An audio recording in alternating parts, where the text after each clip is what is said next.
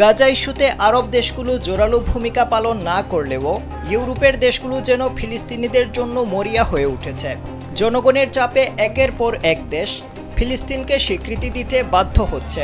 সর্বশেষ যুক্তরাজ্য, France, Canada, Australia এবং বেলজিয়াম স্বীকৃতি দেওয়ার পর উত্তাল হয়ে উঠেছে ইতালি। দেশটিতে হয়তো গাজা শান্ত হবে, নয়তো পুরো বিশ্ব পূর্বে স্লোগানে রাস্তায় নেমেছেন লাখ লাখ মানুষ। এমনকি পুলিশের সঙ্গে সংঘর্ষেও জড়িয়েছেন তারা। গাজায় চলমান জাতিগত নিধন বন্ধে ইসরায়েলকে চাপ এবং ফিলিস্তিনকে স্বীকৃতি দিতে রাজধানী রোম সহ বড় শহরগুলোতে 2.5 লাখের বেশি মানুষ বিক্ষোভ করেছেন।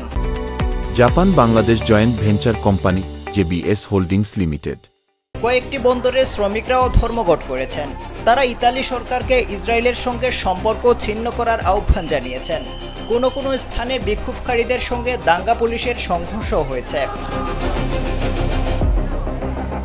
রোম পুলিশ জানিয়েছে, শহরটির প্রধান টার্মিনাল রেল স্টেশনের সামনে প্রায় 2 লাখ শিক্ষার্থী বিক্ষোভ করেছেন। তাদের হাতে ফিলিস্তিনের পতাকা ছিল। তারা ফ্রি প্যালেস্টাইন সহ নানা স্লোগান দিয়েছেন। বিক্ষোভের কারণে বাস ও মেট্রো সেবা ব্যাহত হয়েছে। অভ্যন্তরীণ রেল সংস্থাগুলো যাত্রা বিলম্ব ও বাতিলের সতর্কবার্তা জারি করেছে। বিক্ষোভকারীদের দাবি, ইতালি সরকার ইসরায়েলকে অস্ত্র সরবরাহ করছে। তবে ইতালি সরকার বিষয়টি অস্বীকার করেছে। তারা বলছে, 2023 সালের 7 সেপ্টেম্বর থেকে তারা ইসরায়েলের কাছে কোনো অস্ত্র বিক্রি করেনি।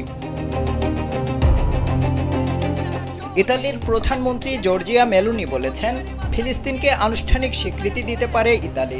তিনি ফিলিস্তিনকে স্বীকৃতি দেওয়ার বিপক্ষে নন, তবে তাদের প্রাধান্যের বিষয়গুলো নির্ধারণের ক্ষেত্রে ভুল করার সুযোগ নেই। তার সরকার ফিলিস্তিনকে স্বীকৃতি দেওয়ার প্রস্তাবটি আনুষ্ঠানিকভাবে পার্লামেন্টে উত্থাপন করবে। এজন্য ফিলিস্তিনকে 2টি শর্ত মানতে হবে। প্রথমত, ইসরায়েলের সব জিম্মিকে মুক্তি দিতে হবে এবং দ্বিতীয়ত, ফিলিস্তিনি গোষ্ঠীকে সব ধরনের প্রশাসনিক ভূমিকা থেকে বাদ দিতে হবে। আফজাল হুসাইন, কালবেলা।